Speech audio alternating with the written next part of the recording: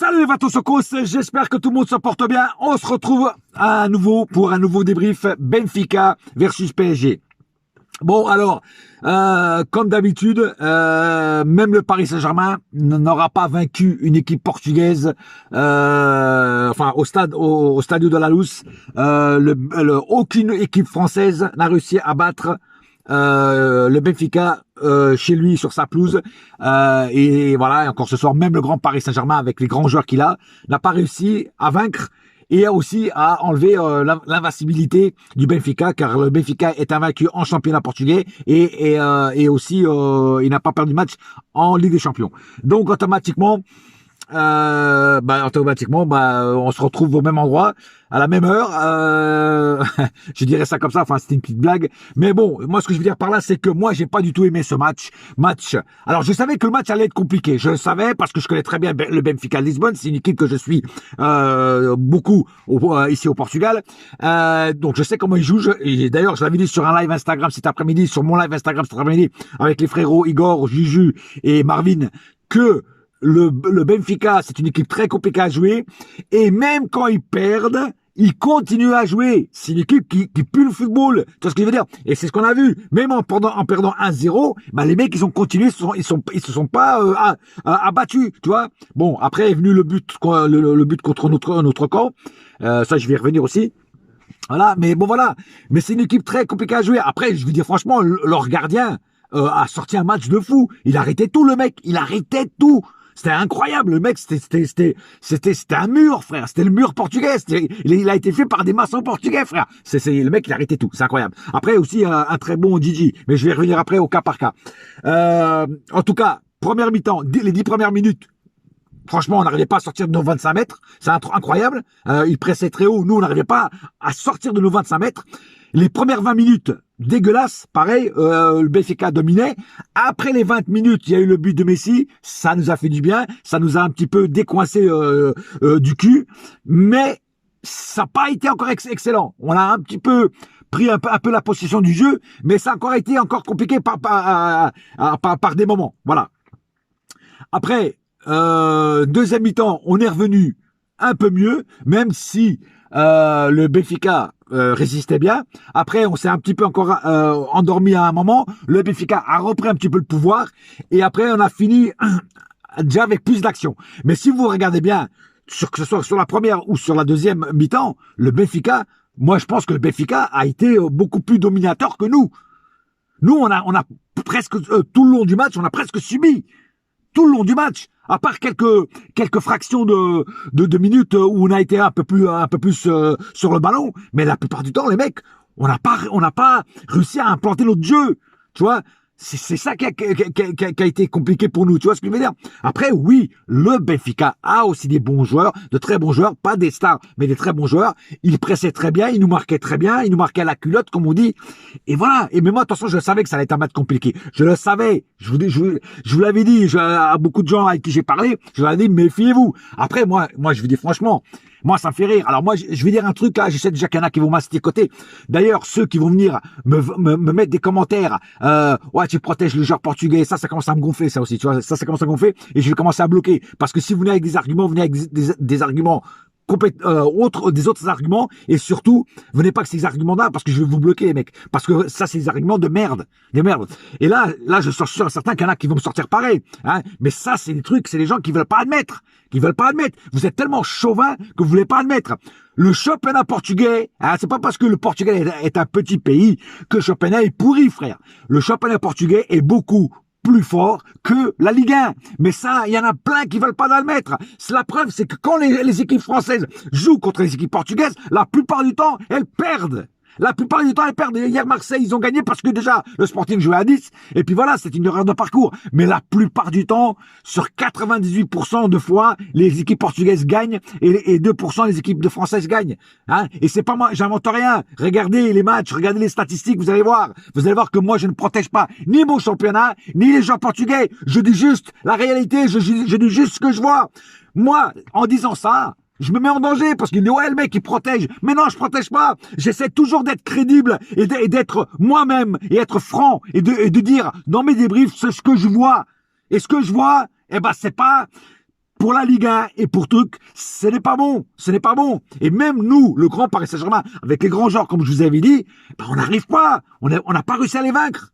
Tu vois ce que je veux dire? Voilà. C'est très très dur de jouer dans ce stade. Je vous dis franchement, c'est très très dur. Hein, beaucoup se sont cassés les dents là. Le Paris Saint-Germain n'est pas le seul. Il y en a eu d'autres équipes beaucoup plus fortes, encore plus fortes que le Paris Saint-Germain, qui se sont déjà cassés les dents ici. Tu vois ce que je veux dire? Voilà. Enfin bref. En tout cas, un match mitigé, un match où on a eu du mal. On jouait souvent vers l'arrière, ça m'a énervé aussi. Hein, voilà. Après, peut-être qu'on n'avait pas trop le choix sur certaines occasions parce que voilà. Le Benfica a pressé assez sur les joueurs et pressé assez haut. Et comme je dis, un grand gardien du Benfica qui a pratiquement arrêté toutes les occasions dangereuses que le PSG a créées. Voilà. Et pourtant, il n'y en a pas eu il y en a eu beaucoup, mais des vraies concrètes. Le PSG n'a pas réussi à construire ces occasions. Voilà. À part l'occasion qui a engendré le but de Messi, c'est la seule occasion belle, limpide et qui a engendré un super beau but de Messi. C'est la seule. Voilà. Voilà. D'ailleurs, il y a certains joueurs que je vais allumer parce qu'ils m'ont hyper déçu. Ils sont éteints complètement. Voilà. Enfin bref. Allons aux statistiques du match. Alors, les tirs. On va commencer par les tirs. 8 tirs du côté Benfica, 15 du côté PSG. Tu te rends compte, on a tiré 15 fois au but, mais on n'a pas réussi à cadrer. C'est un truc de fou. Hein. 6 tirs cadrés du côté Benfica, 7 du côté PSG. Donc là, la balance est un peu au milieu. 35% de possession côté Benfica, 65 du côté PSG. On a eu beaucoup de possession, mais c'est une possession inerte. Je sais pas si vous me comprenez, une possession morte. C'est-à-dire ouais, mais on s'en sert pas. Et je l'ai déjà dit plusieurs fois dans mes vidéos de ça d'ailleurs. 377 passes du côté Benfica, 700 du côté PSG. 82% de précision de passes côté Benfica, 87 du côté PSG. Ça se vaut. 14 fautes du côté Benfica. Alors Benfica faisait beaucoup de fautes. D'ailleurs, la faute sur Verratti, et ça je l'admets, la faute sur Verratti, c'est rouge. C'est rouge, il n'y a pas de discussion. Le mec, il lui pète pas la rotule, mais la cheville. Il lui écrase carrément, quoi. Tu vois ce que je veux dire? Voilà, donc pour moi, c'est rouge. L'arbitre, là, il a été vraiment très clément, mais je vous dis franchement, et pourtant, c'est pas Clément Turpin, mais il a été clément. Et je vous dis franchement, c'est rouge, direct. C'est rouge. Il n'y a pas le choix. Voilà. 9 fautes du côté PSG. 2 cartons jaunes du côté Benfica, 3 du côté PSG. Alors, Neymar, Verratti sont pris un carton jaune et le troisième, je sais plus qui c'est qui s'est pris un carton jaune. Enfin bref. 0 carton rouge, ça aurait pu, parce que la faute sur Verratti, c'est un carton jaune orangé, tu vois ce que je veux dire, voilà. Des hors-jeux, aucun du côté Benfica, 4 du côté PSG. 5 corners du côté Benfica, 6 du côté PSG. Voilà. Donc, le PSG, oui, a dominé, oui, a eu la possession de balle la plupart du temps, mais c'est une possession de balle inerte. Voilà. Beaucoup de déchets techniques. Alors, beaucoup de déchets techniques, c'est incroyable. Des mauvais contrôles. Même Messi a fait un mauvais contrôle à un moment qui aurait pu faire un beau but. Voilà. Enfin, bref. Beaucoup de choses à revoir avec à l'entraînement. Et Galtier doit remettre son cheval vapeur sur les rails parce que là il y a beaucoup de choses qui déconnent. Voilà. Et c'est là qu'on voit que dès qu'il y a un petit peu plus de niveau, le PSG a du mal. Voilà. Et je vous dis franchement, le Benfica, c'est l'équipe la plus compliquée à jouer dans ce groupe. C'est pas la Juve, hein. C'est Benfica. Maintenant, passons au cas par cas. Alors, Donnarumma, comme j'ai dit, impeccable ce soir. Un des meilleurs joueurs sur le terrain du côté PSG. Franchement, il nous a fait des parades de fou. Et ça fait plaisir parce que ça va le mettre en confiance déjà. Et en plus, voilà, voilà, il nous fait des belles parades. Il nous sauve beaucoup de fois. On aurait pu perdre le match pour vraiment beaucoup de buts d'écart. Et grâce à lui, il nous a sauvés. Il a sauvé le Titanic qui était en train de couler complètement, tu vois. Et franchement, là, bravo Donnarumma. Je t'applaudis parce que je te critique souvent des fois quand tu fais des boulettes, mais là, je suis obligé de t'applaudir parce que tu nous as sorti peut-être un des meilleurs matchs de ceux que j'ai vu en tout cas moi cette année. Parce que j'ai pas vu tous les matchs du PSG cette année, mais de tous ceux que j'ai vus, pour moi c'est sûrement un des meilleurs. Voilà. Sergio Ramos, c'est pas qu'il a pas été bon, il a pas été bon, il a pas été mauvais. Bon, quand on dit il n'a pas été bon, il n'a pas été mauvais, il a été moyen. Voilà. On va dire, c'est pas le grand Sergio Ramos des grands soirs. Enfin, moi, c'est ce que j'ai trouvé. Il aurait pu faire beaucoup mieux. Il l'a pas fait. Bon, voilà. Marquinhos, pareil, il a eu du mal. Hein. Marquinhos s'est fait souvent prendre de vitesse par les attaquants du Benfica. Il a été souvent dans le jeu, il a été souvent dans les situations compliquées, dans des actions compliquées. Il a réussi quand même à remettre de l'ordre, mais avec beaucoup de difficultés. J'ai vu un Marquinhos un petit peu affolé en défense. Voilà, chose qu'on n'a pas l'habitude de voir d'habitude. Voilà. Danilo. Alors Danilo, comme tout le monde le sait, beaucoup le critiquent, mais Danilo, comme tout le monde le sait, je disais, ne joue pas à son poste, c'est pas son poste, hein, défenseur central, c'est le milieu, mais il a quand même été bon ce soir. Alors il y en a qui vont me dire, waouh, Danilo il a été pourri parce qu'il a marqué un but contre son camp. Ça arrive à n'importe qui, frère. C'est vrai, c'est une faute, c'est vrai. Mais ça arrive à n'importe qui, ça peut arriver à Neymar, ça peut arriver à Messi, ça peut arriver à Mbappé, ça peut arriver à n'importe qui, à n'importe quel joueur, hein, un but contre son camp. C'est la seule erreur qu'il a fait. C'est la seule erreur. Le reste, je trouve qu'il a bien, à un moment, il a récupéré un ballon d'un attaquant qui allait droit au but. Tu vois ce que je veux dire, hein? Qui allait marquer et il arrive à lui piquer la balle. Mais ça, les détracteurs de Danilo vont pas le voir. Ils vont voir juste la boulette qu'il a fait sur le but contre son camp. Mais ça, ils vont pas le voir. Et c'est ça que je reproche aux détracteurs de Danilo, c'est que vous voyez que les mauvaises choses qu'il fait, mais pas les bonnes choses. Voilà. Et ça, c'est dommage. Mais à part cette petite boulette, moi, je trouve qu'il a fait plutôt un match correct. Voilà. Alors, Hakimi et Nuno Mendes. Hakimi et Nuno Mendes, je vais prendre les deux pistons en même temps. Pourquoi? Parce qu'Hakimi et Nuno Mendes, en première mi-temps, m'ont énormément déçu. Ils n'ont pas été bons du tout. Ni l'un, ni l'autre. Pourquoi? On voyait pratiquement aucun centre. D'habitude, on les voit centrer beaucoup de fois. Énormément de fois. Première mi-temps, pratiquement aucun centre. Ou voire même aucun centre, je crois. Tu vois ce que je veux dire? Voilà. Donc, pas bon du tout en première mi-temps. Beaucoup mieux en deuxième. Surtout Nuno Mendes, qui malheureusement s'est fait un claquage. J'espère que c'est pas trop grave, qu'on va vite le revoir sur les terrains. Parce qu'on a besoin de lui, hein. Et mais voilà, ils ont été beaucoup mieux en deuxième mi-temps, beaucoup mieux. Hakimi aussi, il a été beaucoup mieux. Voilà, il centrait, il tirait même au but et tout. J'ai trouvé beaucoup mieux en deuxième mi-temps Hakimi et Nuno Mendes pareil que en première. En première, moi, je trouve qu'ils étaient pas bons du tout. Voilà, ils étaient dans les choux quoi. On les voyait pratiquement pas quoi. Voilà, ils centraient pas. Et c'est pas normal ça. C'est pas normal. Ça, il devrait être bon les deux mi-temps. Alors oui, ils peuvent avoir deux, trois minutes un petit peu de lacune, mais là, c'était trop. C'est une mi-temps entière, frère. Une mi-temps entière où ils étaient aux abonnés absents. Excusez-moi. C'est ça, c'est la vérité. Maintenant, on va passer au milieu. Verratti, énorme ce soir encore. Verratti, énorme. Mec, il récupère énormément de ballons. Verratti, ce soir, très bon. Alors oui, il s'est senti un petit peu seul par rapport à d'autres joueurs, mais Verratti, il a fait un énorme boulot au milieu. Énormément de récupération de ballon. Pareil pour Vitinha. Vitinha, le mec, c'est incroyable. C'est le mec qui... De toute façon, les deux, là, les deux, quand ils sont ensemble, les deux, putain, ça se match, quoi. Tu vois, c'est ce que je veux dire. Ça respire le football. Italien-portugais, tu vois, en plus, c'est italien-portugais, tu vois, c'est... Ah, maque, ah, caralho, bacalhau. Voilà. Non, blague à part. Les deux, ensemble, je crois que c'est le duo qu'on attendait depuis longtemps au milieu. Tu vois ce que je veux dire? Alors, c'est pas, tu vois, c'est pas encore les milieux qu'on a eu pendant un moment, mais, tu vois, les Matuidi, tu vois ce que je veux dire? Les Mota, Matuidi Mota, tu vois, ça, c'était pas mal aussi, ça, tu vois.